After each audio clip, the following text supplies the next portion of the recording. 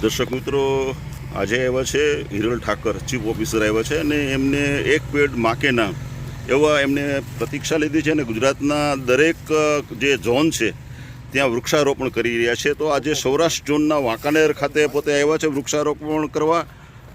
નર્સરીમાં જે Morbi national highway ઉપર છે અને ઘણી બધી જગ્યાએ એમને વૃક્ષારોપણ હિરલ ઠાકરે કરેલ છે.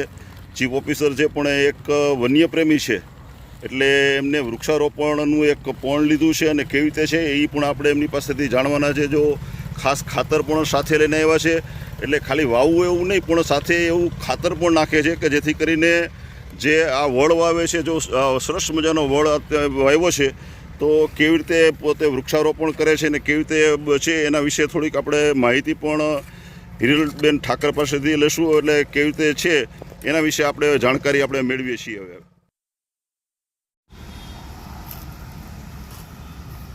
દર્શક મિત્રો નમસ્કાર, ભાટી ટીવીમાં આપનું સ્વાગત છે. આજે આપણે આવ્યા છે વાંકાનેરની નર્સરીમાં આવ્યા છે અને હિરલ ઠાકર જે અત્યારે પાટણના ચીફ ઓફિસર છે, બહુ સ્ટ્રોંગ છે અને એમની જે કામ કરવાની પ્રણાલિકા જે છે એ સમગ્ર ગુજરાત જાણે છે અને પોતે વન્ય પ્રેમી છે. તો આ કૃષ્ણ ભગવાનનો જે વડ છે એનું શું વિશેષતા છે એના વિશે જરા અમને દર્શકોને કહેશો.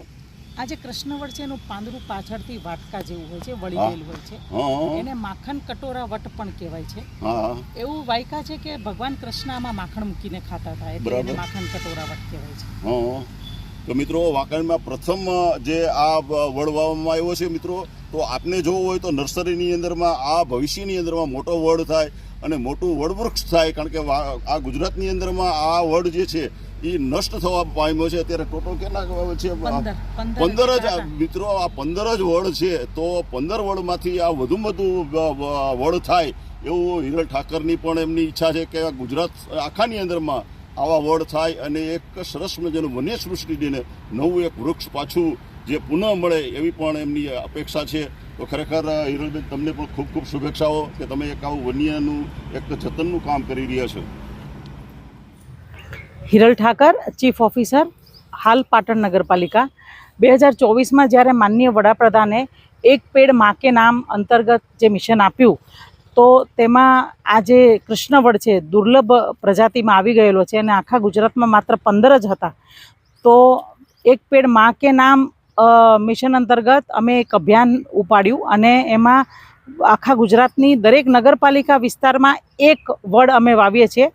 જે અન્વયે આજે વાંકાનેરમાં જે વન ખાતાની નર્સરી છે તેના સહયોગથી અમે એ નર્સરીમાં જ એક કૃષ્ણવડ વાવ્યો છે અને વાંકાનેરનો આ એકમાત્ર કૃષ્ણવડ છે. આખા વાંકાનેરમાં કોઈ પણ કૃષ્ણવડ છે નહીં. બરાબર.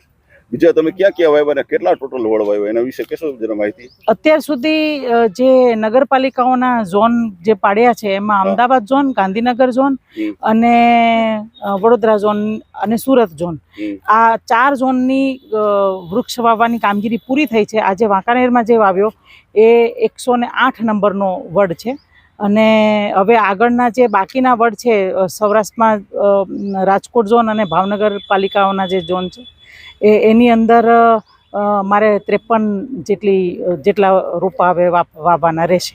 તમે આનાથી શું તમે સંદેશો દેવા માંગો છો આ પર્યાવરણથી આ વૃક્ષ વાવીને?